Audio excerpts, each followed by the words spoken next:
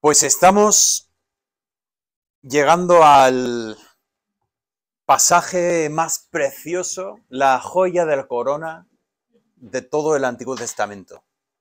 Eso no lo he inventado yo, eso lo ha dicho otra persona, pero estoy de acuerdo, la joya de la corona.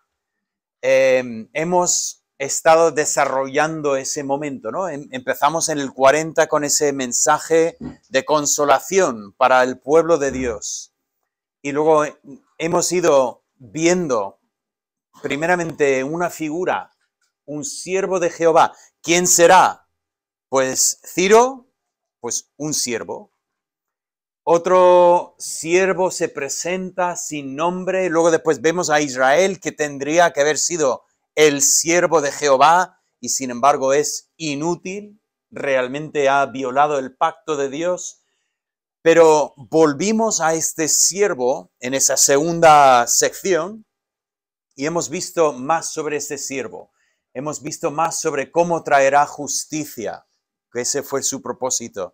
Y vimos que de alguna manera tendrá ese aparente fracaso, que de alguna manera parecerá que ha sido en vano todo lo que ha hecho. De alguna manera sufrirá no solamente los insultos y el rechazo, sino también hasta lo que es los malos tratos físicos de las personas. Y todo esto nos lleva al capítulo 52. En el 52 y 53, puede quizás que a más de uno le sorprenda hablar del 52, porque estamos acostumbrados a hablar de Isaías 53. Y aquí entramos en quizás uno de las peores divisiones de capítulos en toda la Biblia. Recordáis, ¿no? Que las divisiones de capítulos no son originales. Isaías no se propuso escribir un libro en 66 capítulos. Los capítulos fueron añadidos después. Y la mayoría de las veces las divisiones de capítulos son buenas, pero aquí fatal, fatal. ¿Por qué? Porque la canción, estamos hablando de estas canciones del siervo, la canción no arranca en el 53, arranca en el 52. Entonces, si nosotros comenzamos nuestra lectura en el 52, entramos en la segunda estrofa y perdemos la primera parte de la canción. Así que hablamos de la segunda mitad del 52, entrando en el 53 para esta canción, esta cuarta canción del siervo y esa joya de la corona, como decía. Hemos estado hablando de esta imagen de empezamos con Ciro y le llama, no hice mucho énfasis en este punto, pero le llama el ungido, bueno, mejor aún, Dios le llama mi ungido. ¿Recordáis lo que significa ungido? La palabra en hebreo es, ¿lo conocéis todos? Mesías, Mesías. Efectivamente, alguien dijo apartado y efectivamente ungir sí que aparta a una persona para una función especial, pero la palabra en hebreo es Mesías. Bien, entonces, efectivamente, le llama a Ciro, un rey pagano, le llama mi Mesías. Pero ahí entendemos Mesías con minúscula, para luego después llegar a lo que es el Mesías en mayúscula. Y ya que estamos, tengo en pantalla, pues, Cristo, que no es otra cosa que la palabra, la misma idea de ungido, pero ahora en griego. Así que nosotros sí que hablamos de Cristo y para nosotros nos ha llegado como si fuese un nombre, pero no es un nombre, es un título que significa el ungido. Así que vamos a considerar a Cristo y, bueno, yo creo que buscando el sitio correcto, que he ido al sitio incorrecto. Bien, bien, el título que he puesto para esta sesión es Expiación por el siervo. Así que empiezo con esta pantalla y en esta pantalla vais a ver que hay, bueno, una cantidad de pasajes del Nuevo Testamento y veréis que cada una de estos pasajes está citando de Isaías 52 y 53. Bien, si realmente buscamos el versículo más citado del Antiguo Testamento, bien, nos lleva al Salmo 110, que si no recuerdo mal, es el versículo más citado en el Nuevo Testamento. Siéntate a mi diestra hasta que ponga a tus enemigos por estrado de tus pies. Se cita muchísimas veces en el Nuevo Testamento. Pero si hablamos del pasaje más citado, si no nos limitamos a un solo versículo, terminamos con este pasaje. Isaías 52 y 53 es el más citado en el Nuevo Testamento. Obviamente, un pasaje sumamente importante. Si preguntamos a los autores del Nuevo Testamento, dame un pasaje del Antiguo Testamento que explica el Evangelio. Yo creo que cada uno contestaría, pero vamos, sin parar, sin dudar ni un segundo, Isaías 52 y 53. Gran pasaje. Así que vamos a entrar en este pasaje. Ahora, recordáis, en esta mañana hablamos de una estructura quiástica. ¿Recordáis esto, no? Un poco de repaso. ¿Por qué se llama quiástica? ¿Qué significa esa palabra? Es el nombre de una letra y nosotros conocemos la letra como la X. Y la X tiene la forma de un paralelismo inverso. Así que cuando vamos a esto, ya notamos aquí como, una vez más, veis la disposición de las letras, que veis ahí por lo menos la mitad de la X. Y si pongo en colores, ya recordamos aquí esos paralelismos inversos. Esta es la estructura de esta canción del siervo. Empezamos y terminamos hablando del éxito del siervo. Interesante en el contexto del aparente fracaso, tenemos el éxito. No hemos visto realmente el éxito todavía. Lo que hemos visto es la confianza del siervo. Pero ahora vamos a ver que esa confianza efectivamente no falla. Efectivamente, la confianza del siervo da como resultado ese éxito. Así que comenzamos con este pensamiento y terminamos. Luego después tenemos el sufrimiento del siervo. Resulta que lo que hemos visto en las canciones anteriores volveremos a ver con más detalle. Y quizás lo más importante, como siempre, buscamos en el centro, en la bisagra de lo que es el pasaje, buscamos lo más importante y aquí encontramos lo que he puesto aquí como la expiación del siervo. Así que lo que vamos a hacer es, vamos a coger hacia afuera, hacia el pan del bocadillo, entrando poco a poco para llegar al centro del bocadillo. Bien, así que vamos a empezar con eso, con el éxito del siervo. Dice así, Isaías 52, versículo 13. He aquí que mi siervo será prosperado, será engrandecido y exaltado y será puesto muy en alto. ¿Queda alguna duda sobre el éxito del siervo con estas palabras? Ninguna duda. O sea, el resultado de la obra del siervo es que el siervo cumple perfectamente el plan de Dios. Venía para traer justicia a las naciones. Y efectivamente, trae justicia a las naciones. No fracasa en ningún momento. Las palabras aquí todas son bonitas. Engrandecido, exaltado. Bueno, empezando primeramente, prosperado, engrandecido, exaltado. Y como que no puede pensar en otro adjetivo o otro verbo, así que dice, será puesto muy en alto. O sea, a mí casi que parece que tiene que haber otra palabra ahí, bueno, puesto muy en alto. Está claramente indicando el éxito del siervo en hacer la voluntad de Dios. Así que bueno, tenemos ese primer resultado que lo vemos ahí y luego después a continuación, al final de la canción, volvemos a pillar ese tema. ¿Qué es lo que vemos ahí?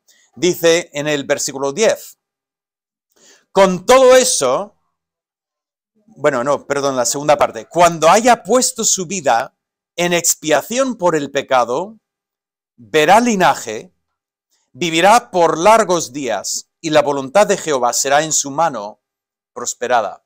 Ese pensamiento de verá linaje, yo creo que tenemos que coger eso con cuidado, sobre todo después del Código da Vinci. ¿Recordáis? Algunos más jóvenes decís, ¿el código qué? Mejor no saber eso. Verá linaje. Si estamos hablando, ya sabéis por dónde vamos, o sea, estamos hablando del Señor Jesucristo. ¿Vio linaje el Señor? Alguien dice, sí, ¿no estaba casado con María Magdalena? ¡No! Yo conocí a un hombre, su esposa se llamaba María Magdalena y él se llamaba Jesucristo. El pensamiento de los padres de ponerle el nombre Jesucristo ya me parece una pasada, pero la gracia de casarse con María Magdalena, pues a mí no me hace ninguna. Bien. Estamos hablando de verá linaje, estamos hablando de linaje en el sentido físico, de tener hijos y nietos y bisnietos, etcétera, etcétera. No. ¿Qué tipo de linaje tenemos aquí en mente? Bueno, lo tenemos que poner en el contexto del versículo 8. Dice, por cárcel y por juicio fue quitado, y su generación, ¿quién la contará? El pensamiento de que coges a una persona y le matas, y matas lo que es el linaje. Ya no tendrá familia, ya no habrá seguidores. Y sin embargo, Jesús fue tomado y crucificado, y sin embargo verá linaje. No será el fin de sus ideas, va a haber continuidad. ¿Qué está pasando aquí? No estamos hablando físicamente de familia, no estamos hablando de hijos, nietos, bisnietos. Lo que estamos viendo aquí es que a pesar de ser cortado, de morir, continúa su enseñanza, continúa, y hay linaje en el sentido espiritual. Y de hecho, yo me incluyo en ese linaje, y espero que tú también. Espero que nosotros seamos ese linaje que nos dice el texto aquí. No solamente dice que verá linaje, sino que dice, vivirán largos días. En hebreo, realmente largos días es una expresión que significa para siempre. O sea, tenemos aquí el pensamiento de vivirá para siempre. Todo esto es importante. Bueno, es que no sabía exactamente cómo presentar esto, porque, claro, en el quiasmo tiene sentido juntar los pensamientos paralelos, pero también estamos perdiendo el contexto. El contexto es lo que vemos en la parte justo anterior, es que habla de su muerte.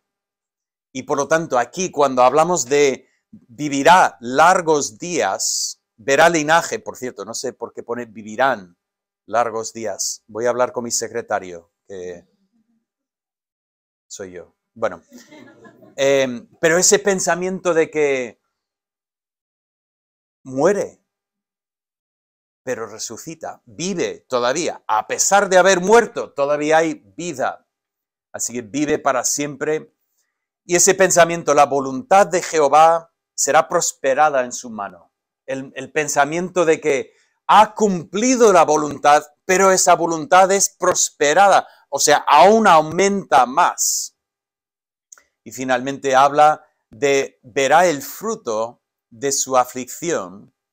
Y luego he puesto aquí satisfecho, porque ese pensamiento de verlo y poder disfrutar y decir, ha valido la pena sufrir. El resultado ha sido mejor que lo que era el sufrimiento que he experimentado. Así que tenemos aquí esa presentación del siervo. Ay, creo que tengo uno más. Dice, parte con los grandes, o sea, encuentra su herencia entre los grandes y los fuertes. Ese pensamiento de que recibe lo que es el fruto de su sacrificio. Vale, todo esto lo ponemos en el contexto de Cristo. Y decimos, el siervo vino. el siervo sufrió y parecía un fracaso. Y sin embargo, no ha sido un fracaso, ha sido un éxito total. Y el éxito es que incluso después de haber muerto, después de haber sido cortado, es vivo y entonces prosperado así en la voluntad del Señor. Empezamos de esta manera para poder enlazar con el pensamiento de las canciones anteriores, en que aparentemente había fracasado y sin embargo ahora lo vemos y vemos que no hay ningún fracaso. Pero entra entonces en nuestra mente la pregunta, vale, entonces, ¿por qué tuvo que sufrir? ¿Por qué el aparente fracaso si es que al final ha tenido éxito? Pues para entender eso tenemos que ver el tema del sufrimiento y verlo correctamente. Así que vamos a entrar en esto y pongo aquí el sufrimiento del siervo empezando en el 14 del 53, así que estamos otra vez en el 52, perdón. Dice, ¿cómo se asombraron de ti muchos? De tal manera fue desfigurado de los hombres su parecer y su hermosura más que la de los hijos de los hombres. Así asombrará él a muchas naciones. Los reyes cerrarán ante él la boca porque verán lo que nunca les fue contado y entenderán lo que jamás habían oído. Empezamos con el asombro general del siervo, que sufrirá de tal manera. Ahora, ya hemos hablado de sus mejillas, de su barba, hemos hablado ya en la canción anterior, viendo algo del sufrimiento, pero ese sufrimiento va muchísimo más allá de lo que nos empezó a contar en la canción anterior. Nos habla de ser desfigurado. Leemos estas palabras y luego después empezamos a investigar sobre lo que era la crucifixión. Y es que nos damos cuenta de que Isaías nos está profetizando de una manera tan específica que encaja perfectamente con la crueldad de los romanos.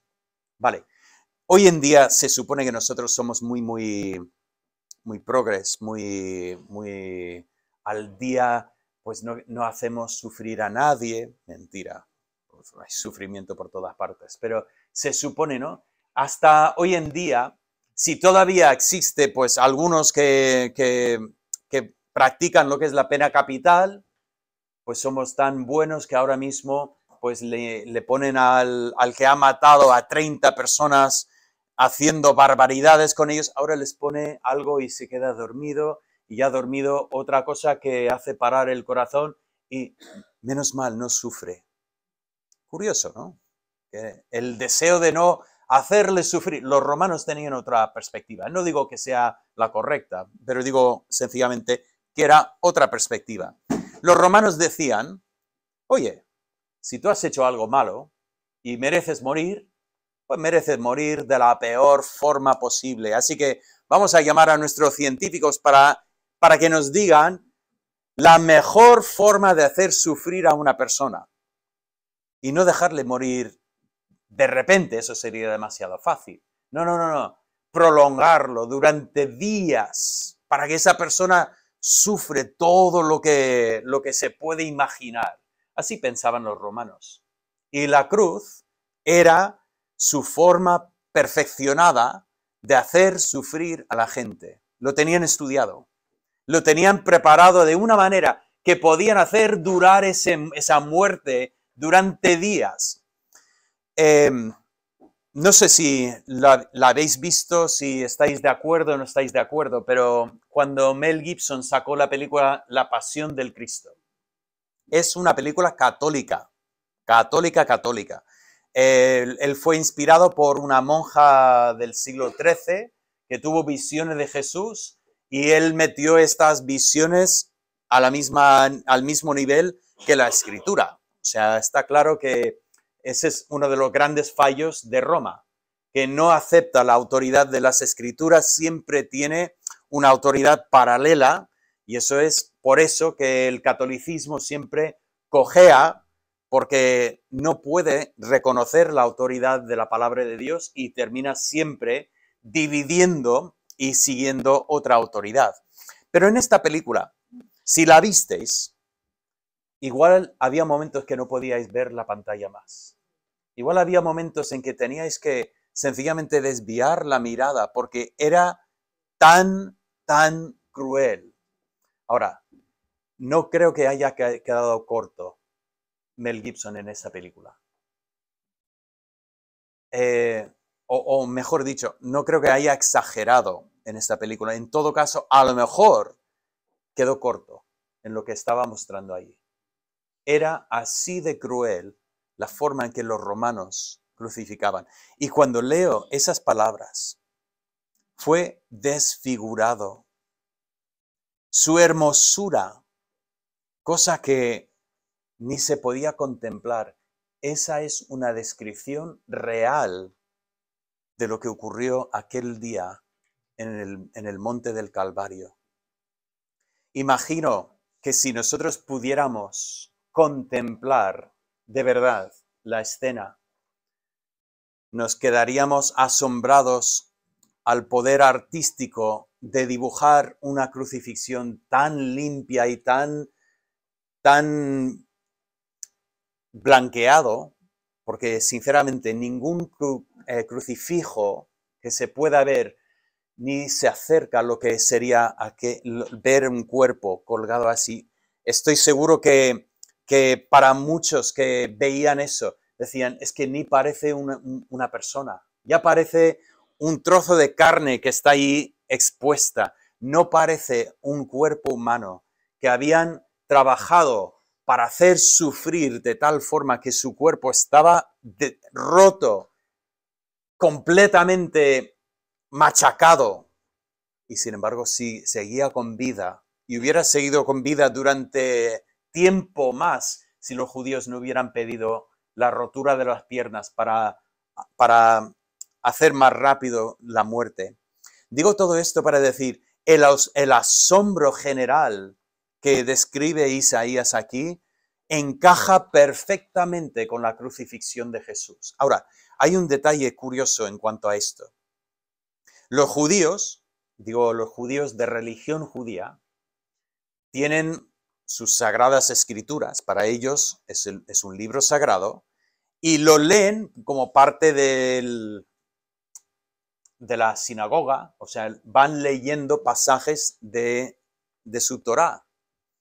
¿Sabéis que no leen este pasaje? Lo saltan. ¿Por qué lo saltan? Bueno, es una tradición que tienen, pero aparentemente cuando volvemos atrás, la tradición viene de un problema que tenían con los cristianos en los primeros siglos de la iglesia, que claro, viene un judío a su rabino y dice, rabino, tengo una pregunta, ¿por qué en Isaías 53 habla de Jesús? Claro, el rabino dice, no, Isaías 53 no habla de Jesús, no. Y el judío dice, pues a mí me suena que habla de Jesús. O sea, es demasiado cercano. Entonces, solución, no lo vamos a leer. No sé si habéis visto, merece la pena ver. Hay un vídeo de un grupo que va a Jerusalén, son judíos, y cogen a judíos que están andando en la calle y dice, ¿puedo leerte algo del Torá? Sí. Y empiezan a leer Isaías 53. Y dice, ¿de quién está hablando? Y dicen todos, es curioso, dice, eso es de lo cristiano, ¿no? De ¿cómo se llama? Jesús, es ese, ¿no? Dice, no, esto era de tu Biblia, eso es de Isaías 50, eso es lo que decía el profeta. Y los ves con una cara de asombro diciendo, ¿esto está en mi Biblia? Pero esto es, pues ese pasaje realmente causa el asombro. Leer esto es decir, ¿cómo puedes hablar de esta manera de un evento que va a pasar 500 años después, 600 años después? ¿Recordáis? Empezamos en esta mañana con ese pensamiento de, bueno, hacer un segundo Isaías para poder explicar la profecía exacta sobre Ciro.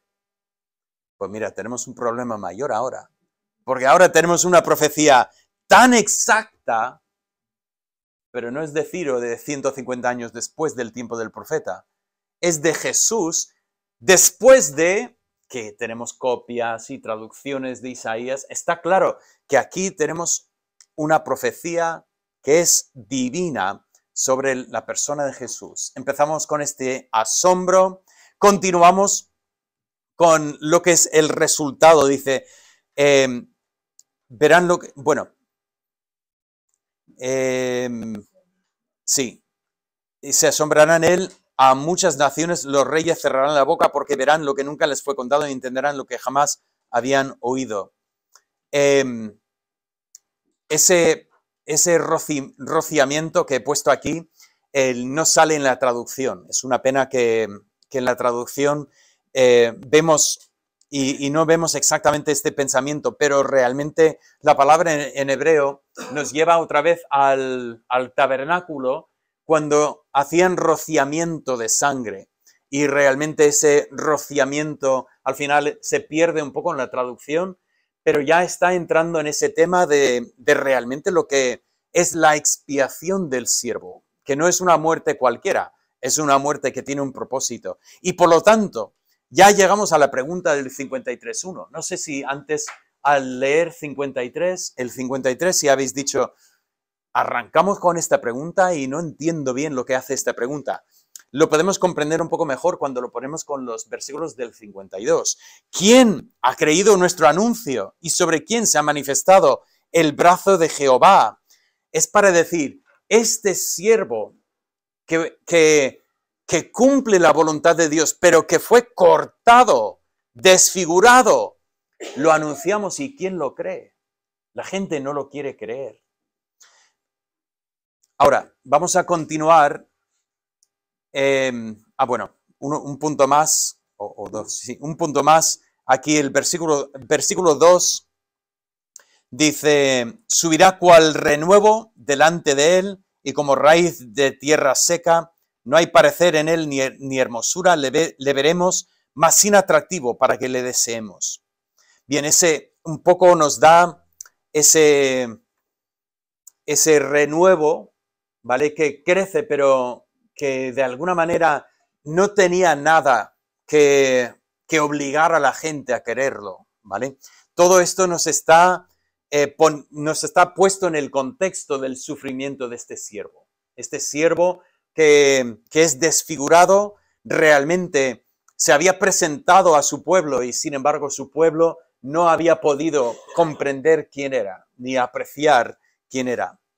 Ahora, quiero saltar ahora a la segunda parte de la canción y no solamente ver el sufrimiento del siervo, sino lo que es bueno, no es la segunda parte de la canción, continuamos en el 3, ese rechazo del siervo aquí. Esas palabras las conocemos bien. Versículo 3, despreciado y desechado entre los hombres, varón de dolores, experimentado en quebranto, y como que escondimos de él el rostro, fue menospreciado y no lo estimamos. Ese siervo despreciado y menospreciado, rechazado por su pueblo. Ya lo dije en una sesión anterior, a lo suyo vino, a su propia nación vino, y sin embargo los suyos lo rechazaron. Ese pensamiento que es un gran tema de los evangelios, un tema que igual decimos, ¿por qué? ¿Por qué enfatizar tanto eso? Pues eso es parte de la profecía.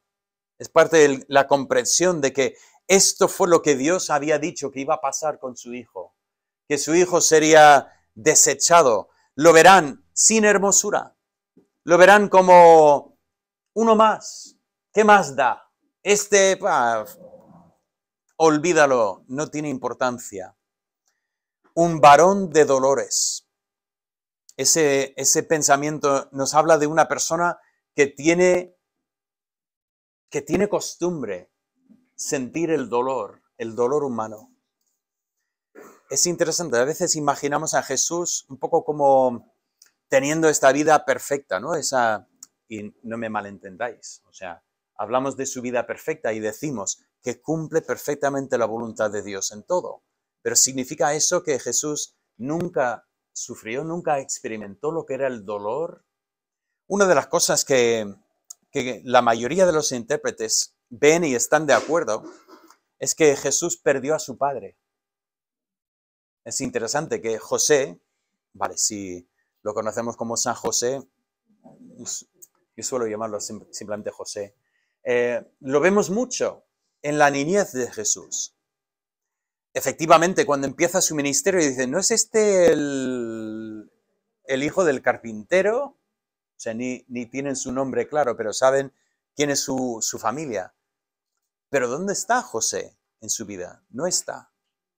Si paramos a pensar en lo que sería para un hombre perder a su padre, y por cierto, el otro punto que normalmente se comenta en esto es que colgado en la cruz, Jesús entrega a su madre a Juan, cosa que sería raro hacer si es que su padre estuviera vivo todavía. Tiene más sentido que María la está tratando como viuda, que depende de su hijo mayor, y ahora él, a punto de fallecer, encarga a su madre a Juan, su discípulo.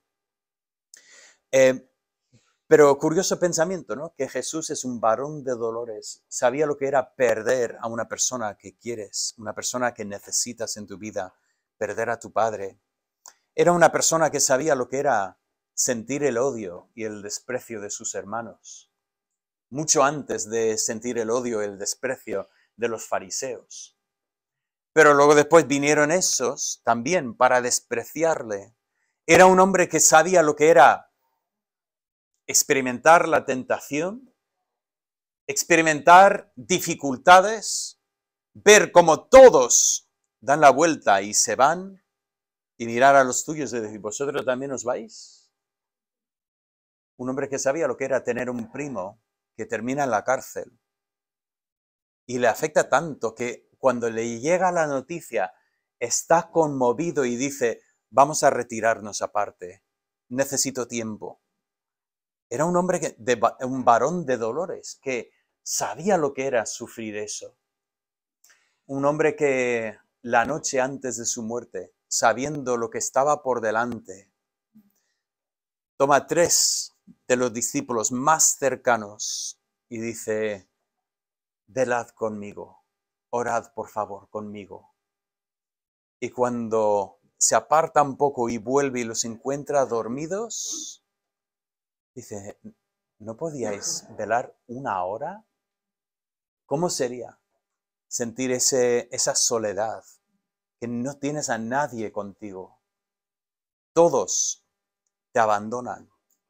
Un varón de dolores, experimentado en quebranto, es nuestro gran sumo sacerdote.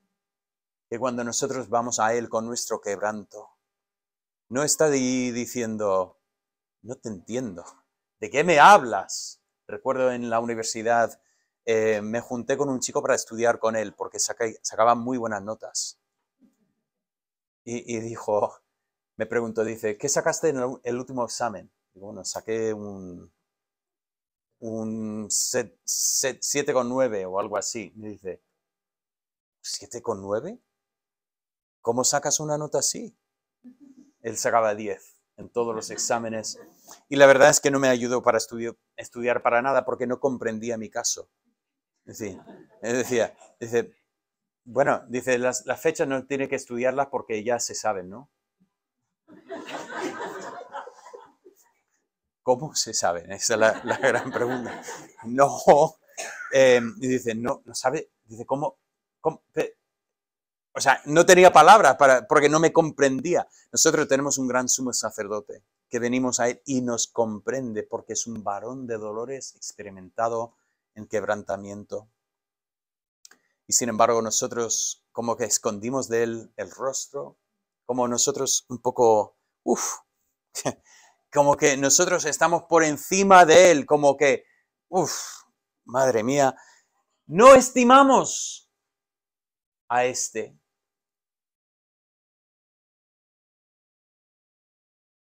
Y eso nos lleva a contemplar lo que es la muerte del siervo. sufre, rechazado, pero muere. Las palabras son claras. No hay otra forma de entender lo que nos está diciendo aquí. Nos dice, angustiado y afligido en silencio. Versículo 7. No abrió su boca. Como cordero fue llevado al matadero y como oveja delante de sus trasquiladores enmudeció y no abrió su boca. Las palabras hablan de un matadero, de uno que mata el cordero. Yo creo que muchos de vosotros conocéis a Moisés Campos. Moisés, un gran amigo, pero Moisés antes de ser pastor trabajaba como en un matadero, trabajaba como, ¿cómo se dice? Matador. Eso suena como el torero, ¿no? Bueno, de alguna manera quiero imaginar a Moisés allí con las banderines estas, pero el caso es que le pregunté una vez, digo, Moisés, te tengo que hacer una pregunta. ¿Cómo va la oveja al matadero? Hombre, si tienes amigo que trabaja en un matadero, pues tiene que hacerle esta pregunta, ¿no? Aprovechar. Me dijo, es curioso. Dice, la oveja es un animal único. Dice, las vacas, los cerdos, todo es diferente. Dice, la vaca, bueno, perdonad que cuente eso, igual, no sé si es demasiado.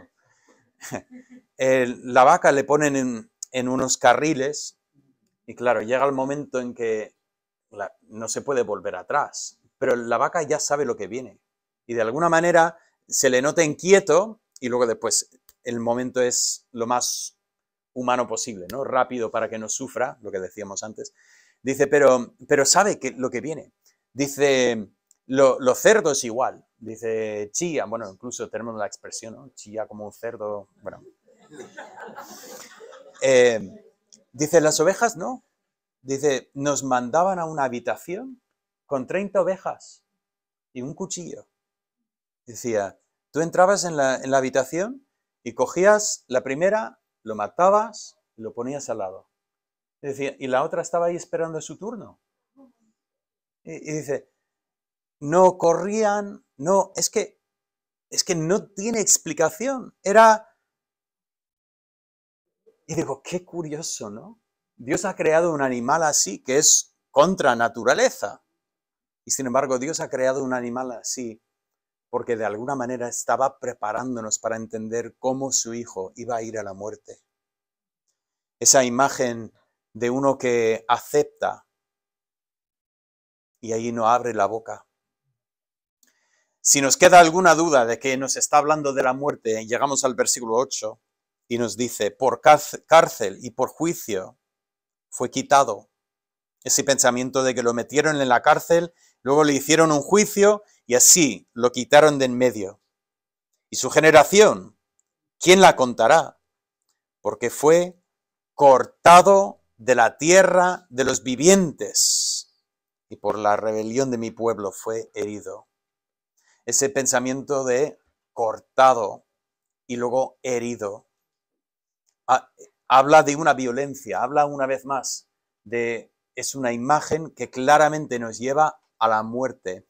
Pero si todavía decimos, bueno, David no ha dicho exactamente la muerte, bueno, llegamos al versículo siguiente. El 9 dice, y se dispuso con los impíos su sepultura, mas con los ricos fue en su muerte, aunque nunca hizo maldad ni hubo engaño en su boca.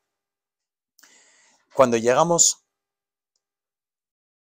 a la sepultura, y luego nos dice claramente en su muerte, una vez más, el lenguaje aquí es que parece mentira, ¿no?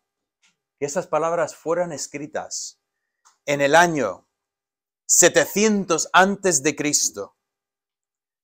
Más de 600 años han pasado y resulta que, ¿qué es lo que pasa? El día que entregan a Jesús ahí a Pilato, resulta que Pilato tiene 2 más que tiene que ejecutar y dice, venga, los 3, cumpliendo perfectamente la profecía.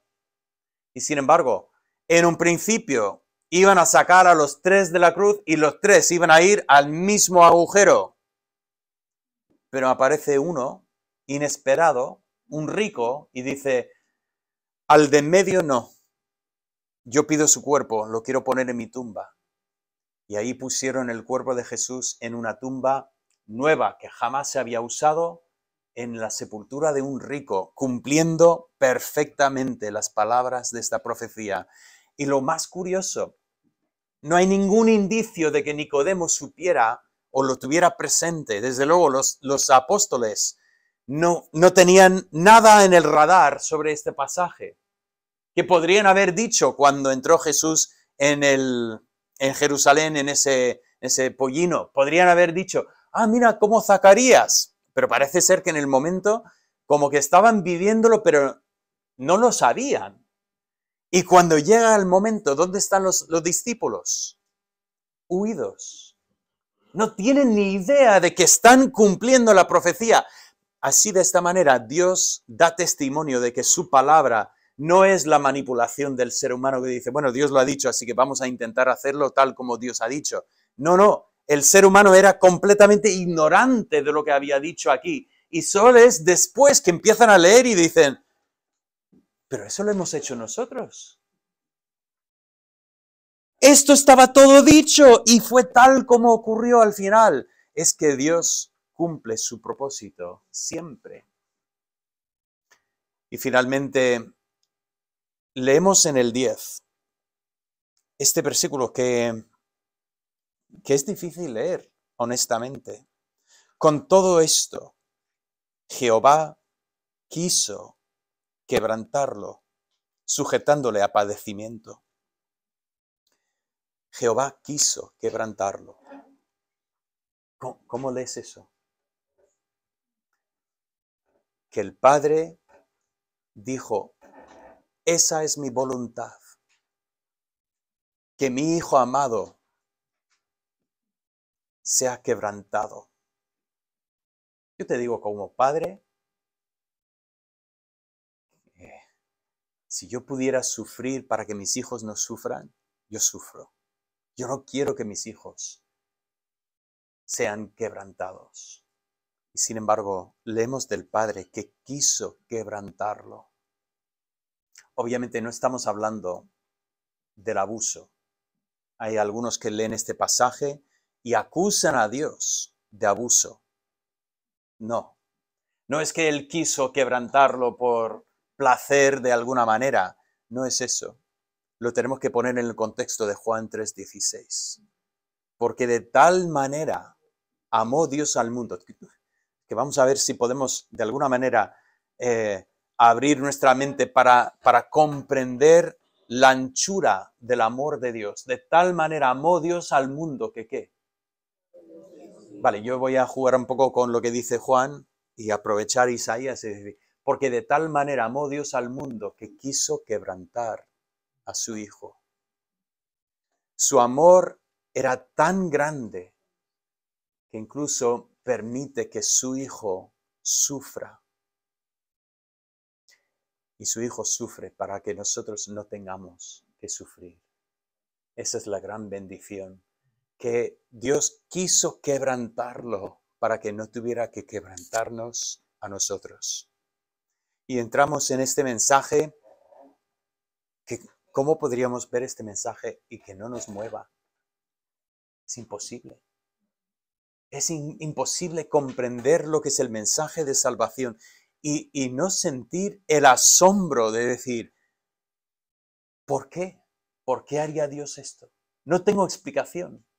No puedo explicar cómo Dios podría quebrantar a su Hijo para no tener que quebrantarme a mí. Pero es la historia más maravillosa que he visto en toda mi vida. Yo jamás he escuchado una historia igual. Una historia de pecadores que no merecemos nada de Dios y sin embargo Dios quiso quebrantar a su Hijo para poder salvarnos a nosotros. Maravillosa historia, maravilloso evangelio. El sufrimiento del siervo, ese aparente fracaso que habíamos ya empezado a ver en las canciones anteriores, ya empezamos a verlo más claramente aquí, que es rechazado e incluso muere. Ahora, una vez más, Los versículos siguientes continúan y hablan de esa resurrección, que verá el linaje, vivirá largos días. Pero en medio de todo, tenemos la expiación del siervo. Versículos 4 al 6. Ese es el corazón del pasaje. Ciertamente llevó él nuestras enfermedades y sufrió nuestros dolores. Y nosotros le tuvimos por azotado, por herido de Dios y abatido.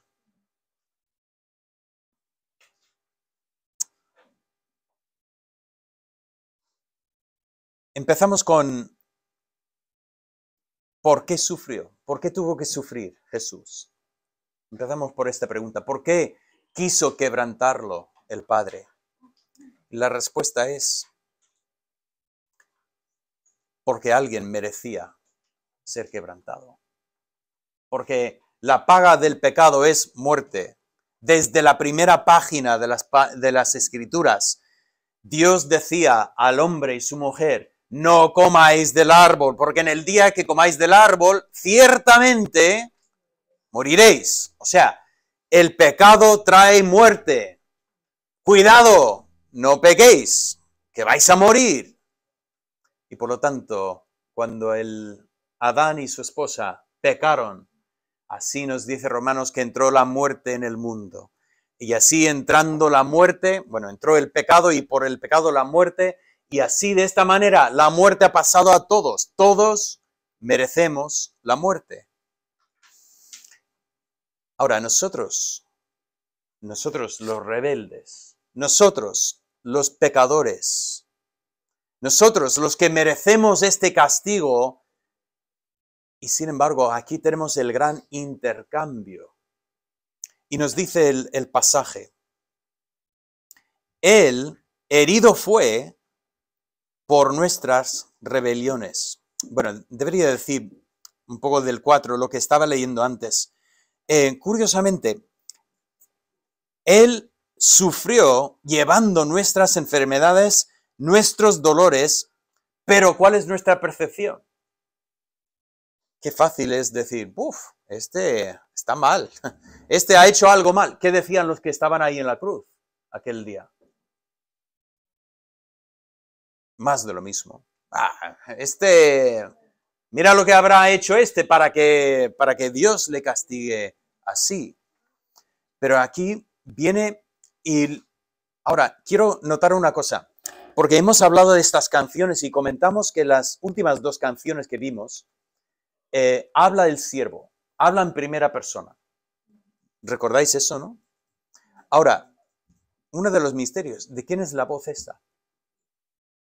Cuando dice, ciertamente Él llevó, ¿quiénes son nosotros que tenemos aquí? Nuestras enfermedades.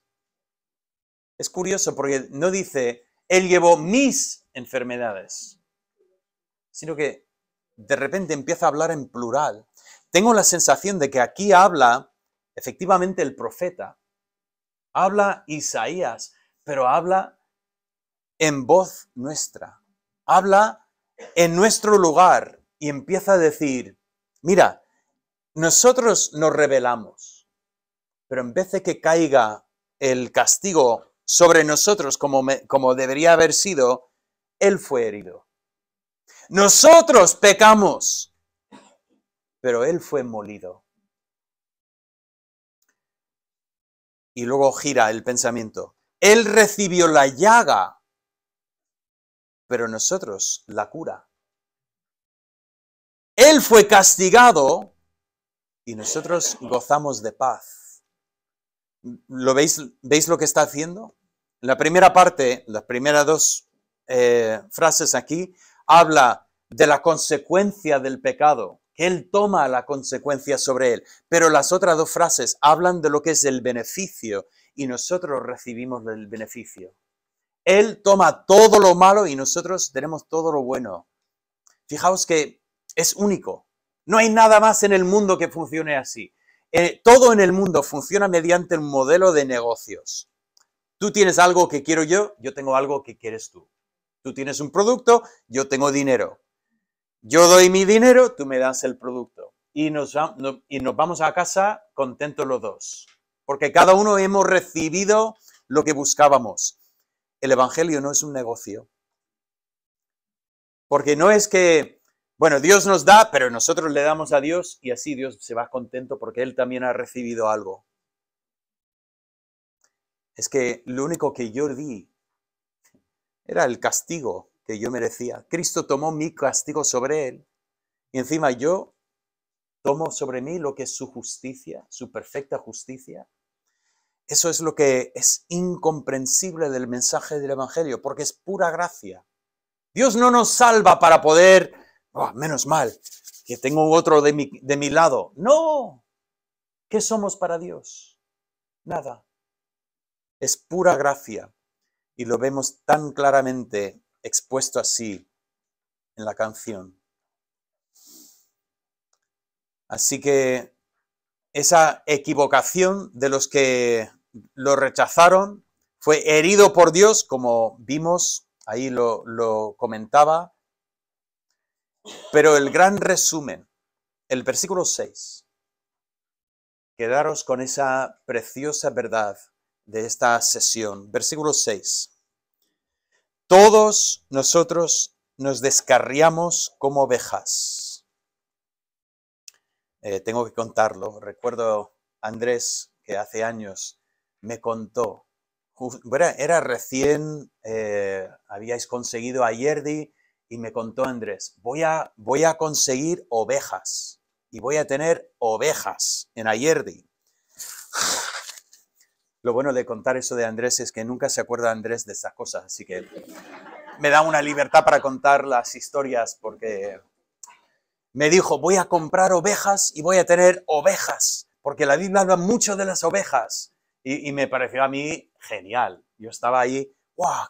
Entonces, la próxima vez que vi a Andrés, pasaron como 6 meses, lo veo y digo, ¿qué tal las ovejas en Ayerdi? Bueno, se le cambia la cara por completo. Dice, estoy harto de las ovejas, no quiero más ovejas. Dice, se pierden. Dice, fíjate que si no hay para comer aquí y desaparecen y se pierden por el monte y tienes que ir a buscarlos, es que es un desastre. Los quiero matar a todos y vamos a comer una buena comida y se acabó con las ovejas. Aprendí algo muy interesante ese día sobre las ovejas. La Biblia lo dice, pero lo tenía confirmado por una persona en primera persona, ¿no? En la experiencia.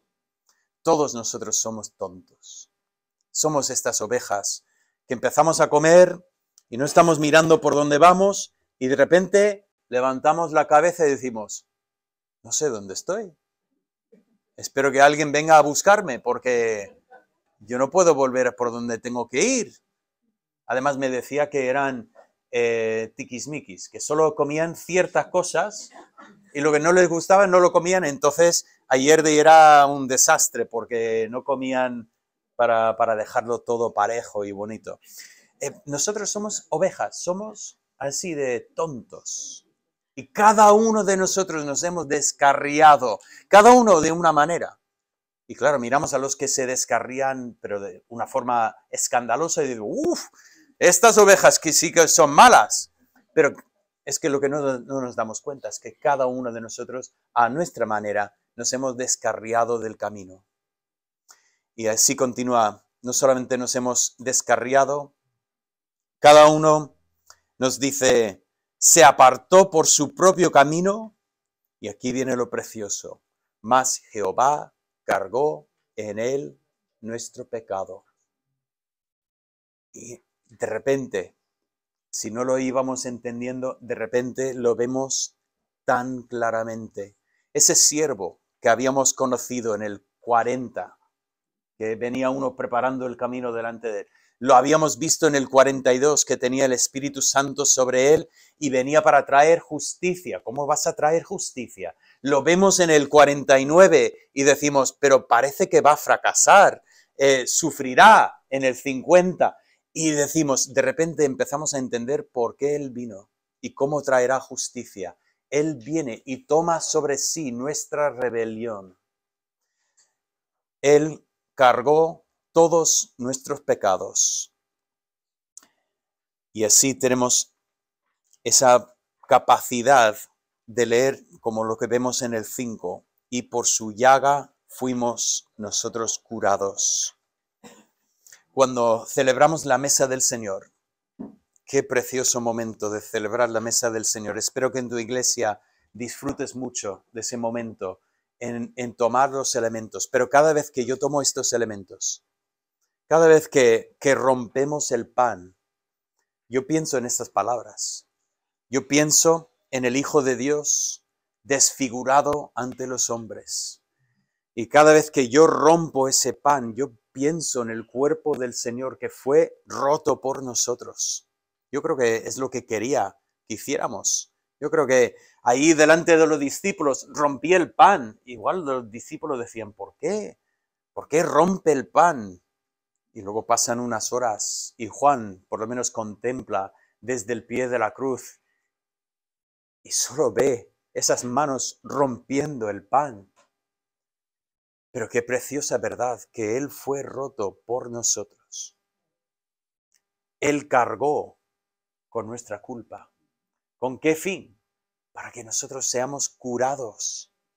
Y cada vez que tomamos la copa y recordamos ese nuevo pacto en su sangre, nos damos cuenta de que no solamente es perdonado nuestro pecado. Qué bien, ¿no? Mi pecado, mi deuda ha sido pagado. Estoy en cero. No. No es que tengo la hipoteca pagada y bueno, cero. ¿Y ahora qué voy a hacer? No. Es que nos ha otorgado la perfecta justicia de Cristo. Y es que nosotros estamos en comunión con Dios. Tenemos una relación con el Dios del universo. ¿Por qué? Porque Mesías vino, dio su vida para que nosotros seamos tratados como hijos de Dios. Entonces pregunto, ¿en quién confías?